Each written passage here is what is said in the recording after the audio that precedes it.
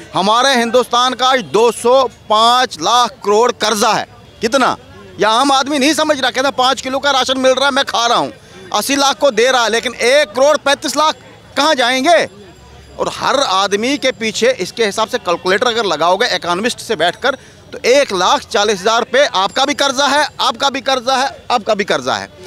अगर हमें हिंदुस्तान की सेकुलर आवाम को, सेकुलर कानून को भी सुप्रीम कोर्ट जाके अपने इलेक्शन के हक मांगने पड़ेंगे, फिर पाकिस्तान में और हमारी डेमोक्रेसी में क्या फ़र्क रहा?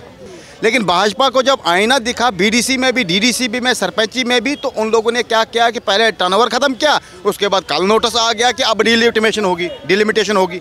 तो डिलिमिटेशन पैंचों सरपंचों का टर्नओवर ख़त्म करने के बाद का मकसद है कि पूरा कहीं ना कहीं प्रॉक्सी करने की कोशिश है। अगर आप यहाँ आके बात नहीं करोगे, पब्लिक की बात नहीं सुनोगे, आप सिर्फ मोदी जी और योगी जी की बात करोगे, अमित शाह जी की बात करोगे, तो हर आदमी कहेगा शायद देश में यही 4 लोग हैं। लेकिन अगर आप घर घर जाओगे, गांव-गांव जाओगे, गली-गली जाओगे, मोहल्ले-मोहल्ले जाओगे, आपको पता चलेगा कि हिंदुस्तान में और भी लोग हैं। तो देखिए जी, मैं आपको बताऊंगा, जब 1999-96 से लेकर 2011 तक हालात ख़राब थे, तब भी साल के अमरनाथ यात्री 2 करोड़ आते थे। आज 1 करोड़ क्यों आता है? फिर आज 1.5 महीने चलता, तब 3 महीने चलता था। तो फिर 2014 से लेकर 2024 तक भाजपा वहाँ इलेक्शन करा क्यों नहीं रही है?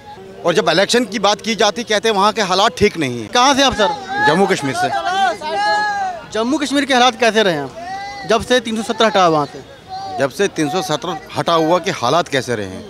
अगर देखा जाए तो जो गोदी मीडिया है उसके हिसाब से तो ज़बरदस्त है, लेकिन अगर वहाँ के अवाम के हिसाब से देखा जाए, वहाँ के यूथ के हिसाब से देखा जाए, एजुकेटेड पर्सन के हिसाब से देखा जाए, तो हालात बहुत ख़राब हैं। क्योंकि देखिए, हर चीज़ के 2 पहलू होते हैं। तो मैं समझाना चाहूँगा आपको कि पहलू है क्या।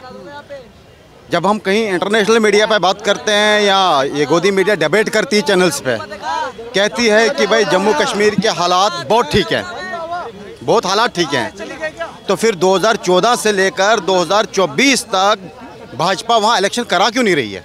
और जब इलेक्शन की बात की जाती, कहते हैं वहाँ के हालात ठीक नहीं हैं। लेकिन जब मुझे बताइए, हालात कैसे वहाँ बिगड़े, कैसे क्या लगता है? देखिए, सबसे बड़ी बात क्या है, हालातों का तकाजा आज से नहीं रहा है, ये 1931 से रहा है। जम्मू कश्मीर के हालात, दावे जो सरकार दावे कर रही है कि 2019 से जब 35 से हटा है, तो बहुत कुछ ना बदलाव आया है। हाँ, बदलाव आया है। क्योंकि एक्चुअल में बदलाव इस चीज़ का आया कि हर आदमी बेचारा घर के अंदर कैद है, हर आदमी घर के अंदर कैद है, क्योंकि रोज़गार है नहीं। टूरिस्ट बहुत जा रहे हैं वहाँ पर जब से ये हटा है। तो देखिए जी, मैं आपको बताऊंगा, जब 1999-96 से लेकर 2011 तक हालात ख़राब थे, तब भी साल के अमरनाथ यात्री 2 करोड़ आते थे। आज 1 करोड़ क्यों आता है? फिर आज 1.5 महीने चलता, तब 3 महीने चलता था।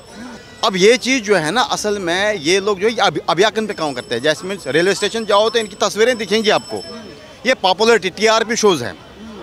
अगर आप यहाँ आके बात नहीं करोगे, पब्लिक की बात नहीं सुनोगे, आप सिर्फ मोदी जी और योगी जी की बात करोगे, अमित शाह जी की बात करोगे, तो हर आदमी कहेगा शायद देश में यही 4 लोग हैं।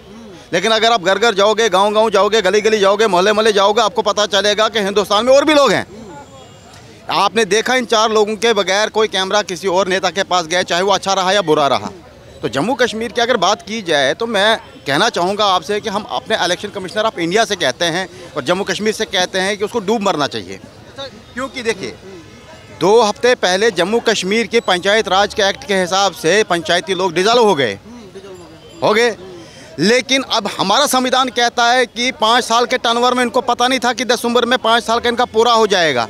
तो पंचायती डिलिमिटेशन अगर इन लोगों को करना था पब्लिक वेलफेयर के लिए, तो इनको उन 5 साल के अंदर उन 35 सरपंचेस और BDCs के साथ बात मिलके करनी थी, ग्राफ बनाना था कि कैसे डिलिमिटेशन होगी। लेकिन भाजपा को जब आईना दिखा, BDC में भी, DDC में, सरपंची में भी, तो उन लोगों ने क्या किया कि पहले टर्नओवर ख़त्म किया, उसके बाद कल नोटिस आ गया कि अब डिलिमिटेशन होगी। तो डिलिमिटेशन पैंचों सरपंचों का टर्नओवर ख़त्म करने के बाद का मकसद है कि पूरा कहीं ना कहीं प्रॉक्सी करने की कोशिश है। क्योंकि वो जानते हैं कि जम्मू के लोगों ने खासतौर पर भाजपा को 25 सीटें दी थी, बहुत सपोर्ट की थी, और इस टाइम में जम्मू में भी उनको 2 या 3 सीटें हार्डली मिलेंगी। और सुप्रीम कोर्ट ने यह कहा है कि 2024 के सितंबर तक आपको वहाँ पर विधानसभा चुनाव लड़ाने होंगे, जो चुनाव है वहाँ पर। देखिए, हमारा हिंदुस्तान संविधान से चलता है। अगर मैं यहाँ एक बात करूँगा तो शायद कुछ लोग आपको कहेंगे कि भाई ये पाकिस्तान की बात करता, पाकिस्तान है या टेररिस्ट है, देशद्रोही है। अगर हमें हिंदुस्तान की सेकुलर आवाम को, सेकुलर कानून को भी सुप्रीम कोर्ट जाके अपने इलेक्शन के हक मांगने पड़ेंगे, फिर पाकिस्तान में और हमारी डेमोक्रेसी में क्या फ़र्क रहा? वहाँ पे भी नेता को सुप्रीम कोर्ट जाना पड़ता है, फिर जाके क्लीन चिट लाना पड़ता है। अगर हिंदुस्तान की डेमोक्रेसी कंट्री में भी हमें सुप्रीम कोर्ट जाके इलेक्शन करवाने पड़ेंगे तो डेमोक्रेसी कहाँ, फिर तो डिक्टेटरशिप है, लीडरशिप नहीं है। तो ये आप समझ रहे हैं। तो मगर अगर ये चीज़ें यहाँ पे हम लोग बोलेंगे तो भाजपा का एक ही नारा है, भाई देश बचाओ। देश किससे बचाना है? देश तो हमारी आर्मी बचा ही रही है ना, हमारी आर्मी बचा रही है। अगर हमारा आर्मी का बंदा, बीएसएफ का बंदा, सीआरपीएफ का बंदा, सीएसएफ का बंदा बॉर्डर पे खड़ा हुआ है, उसका लाभ मैं क्यों लूँ? वो तो तब भी बचा रहे थे, 3 बार फैटी दे चुके पाकिस्तान को, अब भी बचा रहे हैं।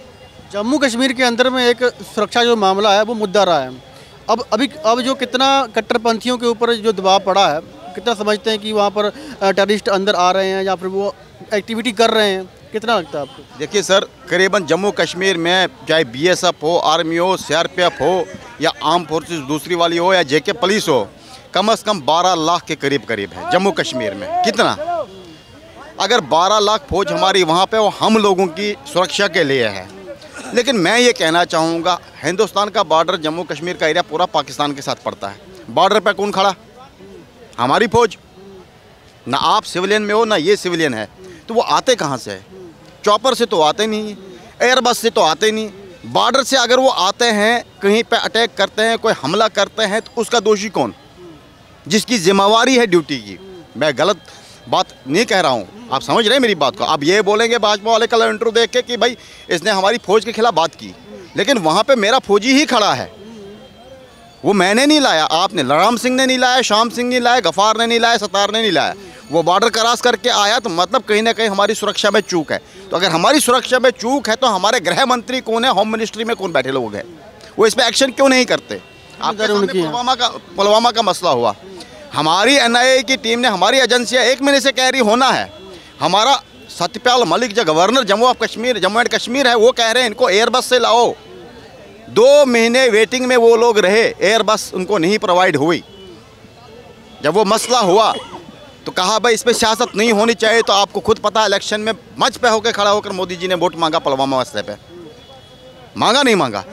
अब आप उन आर्मी वालों से पूछो जो रिटायर्ड हो गए, अभी तक उनको घर नहीं मिले, 20% के लिए लड़ रहे हैं, उनकी जो बीवियां हैं, जो बेवाएँ हो चुकी हैं, उनको वो पैसा नहीं मिल रहा है।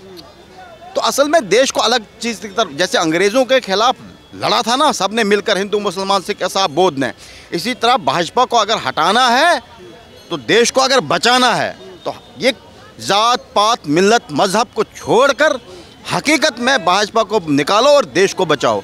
हमारे हिंदुस्तान का आज 205 लाख करोड़ कर्जा है। कितना? या आम आदमी नहीं समझ रहा, कहता 5 किलो का राशन मिल रहा है, मैं खा रहा हूँ, 80 लाख को दे रहा है, लेकिन 1 करोड़ 35 लाख कहाँ जाएंगे? और हर आदमी के पीछे इसके हिसाब से कैलकुलेटर अगर लगाओगे इकोनॉमिस्ट से बैठकर, तो 1,40,000 रुपये आपका भी कर्जा है, आपका भी कर्जा है, आपका भी कर्जा है। तो मुझे बताओ, आप कर्जा उतारोगे या अपना घर परिवार पालोगे? तो देश कहाँ जा रहा है? जीडीपी ख़त्म हो रही है, जीडीपी हमारी ख़त्म हो रही है। यहाँ बैठ के हम डिबेटें करते हैं कि नहीं सब कुछ अच्छा चल रहा है, 205 करोड़ गया कहाँ? और छोटी सी बात, आपने देखा होगा कोविड में सबसे ज़्यादा दान किसने दिया? अजीम प्रेम जी ने, अजीम प्रेम जी ने दिया।